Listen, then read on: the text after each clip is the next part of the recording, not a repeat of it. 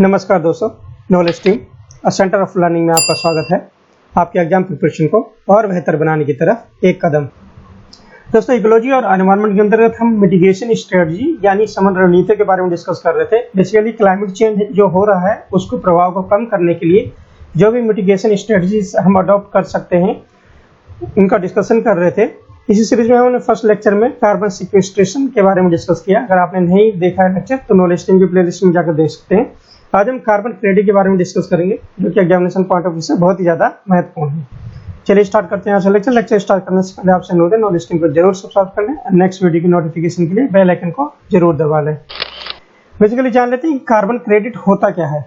Carbon credit is a tradable certificate और permit. ये एक ट्रेडेबल सर्टिफिकेट और परमिट है, मतलब एक प्रमाण पत्र या परमिट के रूप में इसको जाना जाता है जो एमिट 1 टन ऑफ कार्बन और कार्बन डाइऑक्साइड इक्विवेलेंट। मतलब एक सर्टिफिकेट इशू होता है अगर कोई कंपनी 1 टन कार्बन का उत्सर्जन करती है या कार्बन डाइऑक्साइड इक्विवेलेंट के बराबर 1 टन कार्बन डाइऑक्साइड इक्विवेलेंट के बराबर उत्सर्जन करती है तो उसको एक कार्बन क्रेडिट के रूप में जाना जाता है। और एक सर्टिफिकेट और एक प्रमाण पत्र और ट्रेडेबल सर्टिफिकेट होता है, मतलब इसको ट्रेड कर सकते हैं।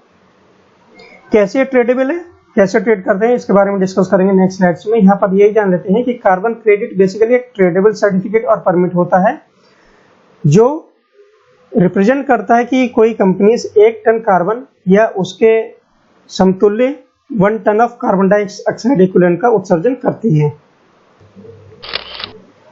1 ton carbon credit is equal to 1 ton of carbon dioxide और कार्बन डाइऑक्साइड इक्विवेलेंट गैसेस।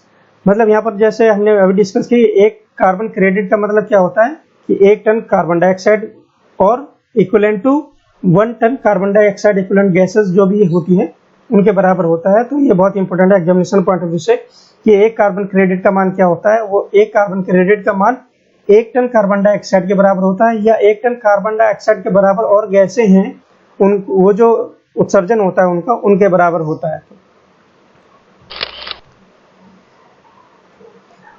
अब how does one earn a carbon credit, कैसे कार्बन क्रेडिट कमाते हैं इसके बारे में डिस्कस कर लेते हैं। An organisation which produces 1 ton less of carbon और carbon dioxide equivalent gases than the standard level of carbon emission allowed for its activity earn a carbon credit. अगर कोई कंपनी है, एक संगठन है जो अपने जो उसकी एक्टिविटीज हो रही है किसी चीज को प्रोडक्शन में, वो 1 टन कार्बन डाइऑक्साइड जो उसको निर्धारित की गई है कि आप केवल 1 टन कार्बन डाइऑक्साइड का ही उत्सर्जन कर सकते हैं और कार्बन डाइऑक्साइड के समतुल्य और गैसें हैं उनका उत्सर्जन करते हैं। अगर वो 1 टन से कम करती हैं तो जो डिफरेंस होता है उस बेसिस पे वो जो कार्बन क्रेडिट को अर्न कर सकता है। एक संगठन जो अपनी गतिविधि के अनुमेय कार्बन उत्सर्जन के मानक स्तर से 1 टन कम कार्बन या कार्बन डाइऑक्साइड का उत्पादन करता है तो कार्बन क्रेडिट कमाता है। सपोज उसको 2 टन कार्बन डाइऑक्साइड और कार्बन डाइऑक्साइड इक्विवेलेंट गैसेस को उत्सर्जन करने के लिए उसको बोला गया था कि आप इससे ज्यादा नहीं कर सकते। वो 2 टन के बजाय 1 ही टन करता है और 1 टन बचा लेता है तो वो 1 टन के बराबर कार्बन क्रेडिट को कमा सकता है। यहाँ से पता चलता है जो एक carbon credit is equal to 1 ton of carbon और इक्विवेलेंट गैसेस कार्बन डाइऑक्साइड की जो भी होती हैं 1 टन के बराबर, उनको एक कार्बन क्रेडिट के रूप में जाना जाता है। हाउ डज इट हेल्प, ये कैसे मदद, बेसिकली जो कार्बन क्रेडिट का कमाना है और कार्बन उत्सर्जन को कम करने में कैसे मदद कर सकता है उसके बारे में डिस्कस कर लेते हैं। Countries which are signatory to Kyoto Protocol और डिफरेंट प्रोटोकॉल जो भी है, हम लास्ट में जो सारे एनवायरनमेंट से रिलेटेड जो इंटरनेशनल कन्वेंशंस वगैरह प्रोटोकॉल वगैरह है उनके बारे में डिस्कस करेंगे। यहाँ पर क्योतो प्रोटोकॉल जो है यूएनएफसीसी के तहत इसको अडॉप्ट किया गया था। बेसिकली एक रूल्स और रेगुलेशन है, प्रोटोकॉल इज ए रूल्स और रेगुलेशन। तो ये 1997 में इसको अडॉप्ट किया गया था जिसके तहत हर देश जो भी कंट्रीज इसके सदस्य हैं वो अपनी कंपनियों को उन्होंने असाइन किया गया था कि आप इससे ज़्यादा अमाउंट ऑफ कार्बन डाइऑक्साइड और कार्बन डाइऑक्साइड इक्विवेलेंट गैसेस का उत्सर्जन नहीं कर सकते हैं, तो उससे कोई असाइंड अमाउंट ऑफ यूनिट यानी AAU के नाम से जाना जाता है।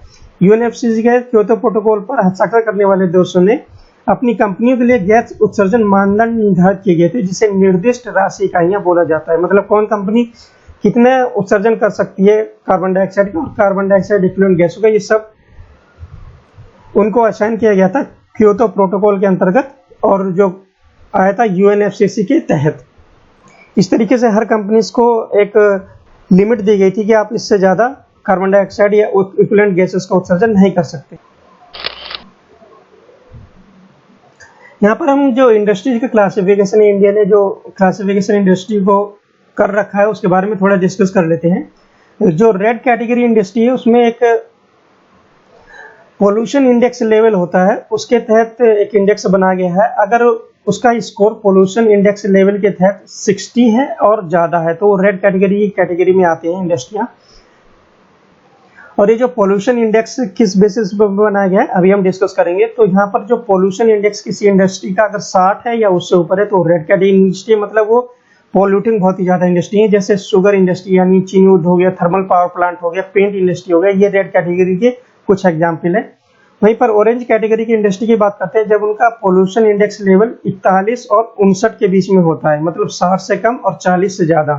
तो 60 और 40 के बीच में अगर उनका पोल्यूशन इंडेक्स लेवल होता है तो उनको ऑरेंज कैटेगरी की इंडस्ट्री में रखा जाता है। जैसे कोल इंडस्ट्री हो गया, वॉशरीज और ऑटोमोबाइल इंडस्ट्री, ये ऑरेंज कैटेगरी की इंडस्ट्री के एग्जाम्पल है। वहीं पर ग्रीन इंडस्ट्री में अगर उनका जो पोल्यूशन इंडेक्स लेवल है वो 20 और 40 के बीच में है तो उनको ग्रीन कैटेगरी इंडस्ट्री बोला जाता है। जैसे सोप इंडस्ट्री, साबुन बनाने वाली फैक्ट्रीज हो गई, स्पाइसेस मसाले हो गए, या डिस्टिल वाटर या ऑप्टिकल लेंस वाली इंडस्ट्री हो गई, ये ग्रीन कैटेगरी की इंडस्ट्री में आती हैं।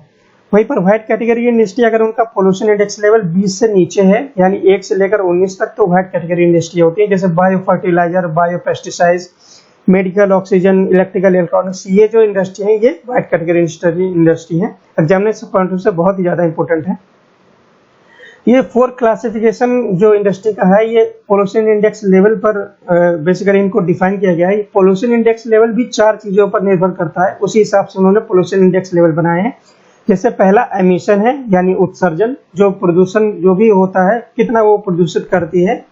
दूसरा एफ्लुएंट मतलब बहिस्राव, वो कौन सी ऐसे एफ्लुएंट यानी पदार्थ ऐसे जो यूज नहीं कर सकते हैं वो एफ्लुएंट का उत्सर्जन करते हैं। हैजार्डस वेस्ट मतलब खतरनाक अपशिष्टों या खतरनाक एफ्लुएंट का जो उत्सर्जन करते हैं उस बेसिस पर। और फोर्थ है कंजम्पशन ऑफ रिसोर्सेस मतलब जो संसाधनों का खपत करते हैं। तो इन 4 बेसिस पर पोल्यूशन इंडेक्स लेवल का निर्धारण किया गया है। तो 4 category, emission first, second effluent, third hazardous waste generation और फोर्थ कंजम्पशन ऑफ रिसोर्सेस मतलब उत्सर्जन जो करता है पहली कैटेगरी में, दूसरा बहिस्राव, तीसरा उत्पन्न खतरनाक अपशिष्ट और चौथा संसाधनों की खपत। इस तरीके से जो 4 कैटेगरी ऑफ इंडस्ट्री है इंडिया ने डिफाइन कर रखी है, एग्जामिनेशन पॉइंट ऑफ व्यू से बहुत ही ज्यादा महत्वपूर्ण है। और जो कंपनी है the two way to reduce emission, company के पास 2 तरीके हैं कि वो जो अपना एमिशन रिड्यूस कर सकती है। It can reduce greenhouse gases by adopting a new technology और improving upon the existing technology to attain a new norms of emission of gases. मतलब जो भी हमने एमिशन ऑफ गैसेस के नॉर्म्स निर्धारित कर दिए हैं गवर्नमेंट ऑफ इंडिया ने कि आप इससे ज्यादा एमिशन नहीं कर सकते हैं, तो कंपनी के पास एक रास्ता यह है कि जो न्यू टेक्नोलॉजी का इस्तेमाल कर सकती है और जो उसकी एग्जिस्टिंग इंफ्रास्ट्रक्चर है उसमें जो एग्जिस्टिंग टेक्नोलॉजी है उसको इम्प्रूव करके भी ग्रीन हाउस गैस के एमिशन को कम कर सकती है और उसको कांस्टेंट कर सकती है। तो इस तरीके से पहला तरीका है कि कंपनी अपना जो रिड्यूस कर सकती है जो भी ग्रीन हाउस गैसेस एमिट हो रही हैं, जो भी एनवायरमेंट पॉल्यूटेंट जो गैसेस करती हैं वो एमिट हो रही हैं। तो यहाँ पर पहला तरीका क्या है, न्यू टेक्नोलॉजी का इस्तेमाल करना या जो एग्जिस्टिंग टेक्नोलॉजी है उसको इम्प्रूव करना ताकि उसकी एफिशिएंसी बढ़ जाए और वो ग्रीन हाउस गैसेस का एमिशन को कम कर सकती है। वहीं दूसरे जो तरीका है कि it can tie up with developing country, कोई कंपनीज डेवलपिंग कंट्रीज में जो कंपनी है उन पर उनको टाई अप कर सकती हैं, उनको न्यू टेक्नोलॉजी प्रोवाइड कर सकती हैं जो कि इको फ्रेंडली है और उनको मदद कर सकती है वो अपना ग्रीन हाउस गैस का एमिशन को कम कर सकते हैं। सपोज कोई डेवलपिंग कंट्री बांग्लादेश में कोई एक कंपनी है उसको निर्धारित किया गया था आप 4 टन से ज़्यादा कार्बन डाइऑक्साइड या इक्विवेलेंट गैसेस का उत्सर्जन नहीं कर सकते हैं, लेकिन कोई अमेरिका की कंपनी बांग्लादेश जाती है वहाँ उस कंपनी को टेक्नोलॉजी प्रोवाइड करती है तो वो 3 ही टन एमिशन कर पा रही है, मतलब 4 से 3 में आ गई है, 1 टन उसने बचा लिया। तो वो 1 टन जो अमेरिका से कंपनी आई है वो उसके बराबर एक्स्ट्रा अपने देश में उत्सर्जन कर सकती है। इस तरीके से वो कार्बन क्रेडिट कमाती हैं। मतलब जो अमेरिका की कंपनी है उसको एक सर्टिफिकेट मिल गया कि मैंने दूसरे देश में 1 टन कार्बन को कम किया, इसलिए मैं अपने प्रोडक्शन को बढ़ा सकता हूँ और मैं अपनी यहाँ जो कंपनी है उसमें 1 टन अगर मेरे से कार्बन डाइऑक्साइड और इक्विवेलेंट गैसेस का उत्सर्जन ज़्यादा होता है तो मुझ पर कोई पेनल्टी नहीं लगेगी, क्योंकि मैंने उसके इक्विवेलेंट किसी दूसरे देश में दूसरी कंपनी में उतने बराबर गैसेस को कम कर दिया गया है। इस तरीके से कोई कंपनी जो कार्बन क्रेडिट को कमा सकती है उसको एमिशन रिडक्शन यूनिट बोला जाता है, यानी ERU बोला जाता है, उत्सर्जन में कमी की इकाई। इस तरीके से कंपनी के पास दो तरीके हैं, एक तो अपनी ही टेक्नोलॉजी अपने ही देश में अपनी ही कंपनी के अंदर नई टेक्नोलॉजी का इस्तेमाल करके ग्रीन हाउस गैस को कमी कर दे, और दूसरे देश के किसी कंपनी में टेक्नोलॉजी को प्रोवाइड करके वहां पर जो गैसेस का एमिशन है उसको कम कर दे और इक्विवेलेंट अपने देश में एमिशन बढ़ा सकती है। इस तरीके से बैलेंस कर सकती है अपने ग्रीन हाउस गैस एमिशन के टारगेट को। यहाँ पर थोड़ा ब्रीफ डिस्कशन कर लेते हैं क्योतो प्रोटोकॉल और जो UNFCCC है उसके बारे में। विस्तार से हम कन्वेंशन और जो भी इंटरनेशनल ऑब्लिगेशन और रूल्स और रेगुलेशन है उनके लेक्चर में हम डिस्कस करेंगे। क्योतो प्रोटोकॉल बेसिकली एक एग्रीमेंट है जो कि क्योतो जापान का एक सिटी है, वहां पर अडॉप्ट किया गया था और ये 1997 में अडॉप्ट किया गया था। बेसिकली ये क्योतो प्रोटोकॉल लिंक्ड है 1992 का अर्थ समिट हुआ था, United nation framework convention of climate change, जो उसका एक ऑफसेट है। तो 1992 में जो बेसिकली अर्थ समिट हुआ था उसके तहत ही 1997 में क्योतो प्रोटोकॉल को अडॉप्ट किया गया था। इसमें कंट्रियों जो भी देश हैं कंट्रीज हैं उनको दो पार्ट में डिवाइड किया गया था। एक एनेक्सर 1 कंट्री जिसमें डेवलप्ड कंट्रियों को रखा गया था जो कि विकसित देश हैं। तो एग्जामिनेशन पॉइंट ऑफ व्यू से बहुत ही ज्यादा इंपॉर्टेंट है कि एनेक्सर 1 में डेवलप्ड कंट्री यानी विकसित देशों को रखा गया था, वहीं एनेक्सर 2 में डेवलपिंग कंट्री और अंडर डेवलप्ड कंट्रीज को रखा गया था, जो कि एनेक्सर 1 में नहीं है। नॉन एनेक्सर कंट्रीज बोला जाता है इनको, डेवलपिंग कंट्रीज और अंडर डेवलप्ड कंट्रीज को। जो डेवलप्ड कंट्री या एनेक्सर 1 कंट्रीज थी उन पर बाइंडिंग एमिशन रिडक्शन टारगेट दिए गए थे, मतलब उनको टारगेट दिया गया था कि आपको इस पीरियड के तहत ये एमिशन को रिड्यूस करना है। वहीं डेवलपिंग कंट्री जो नॉन एनेक्सर 1 कंट्रीज थी उनको बाइंडिंग टारगेट नहीं दिए गए थे। वहीं United nation framework convention of climate change एक इंटर एनवायरमेंटल ट्रीटी है जो कि 9 मई 1992 को ओपन की गई थी सिग्नेचर करने के लिए। अर्थ समिट हुआ था जो राओ डी जेनेरियो जो कि ब्राजील का एक सिटी है वहां पर 3 से 14 जून के बीच में ये अर्थ समिट हुई थी 1992 में।